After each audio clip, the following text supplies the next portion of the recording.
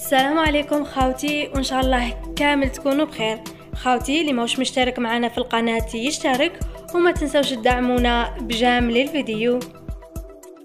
شوفوا يا خاوتي لحظة قبض الشرطة الإيفوارية على الجاسوس الذي أراد التجسس على أول حصة تدريبية للمنتخب الجزائري. بس قبل ما نكملوا خاوتي، من فضلكم الضغط بقوة على اللايك، دعمونا خاوتي. حسب ما تم تداوله من طرف رواد مواقع التواصل الاجتماعي، وحسب الفيديو الظاهر أمامكم الذي يوثق لحظة قبض الشرطة الإيفوارية على صحفي إفريقي حاول تصوير أول حصة تدريبية للمنتخب الجزائري بكاميرا الدرون.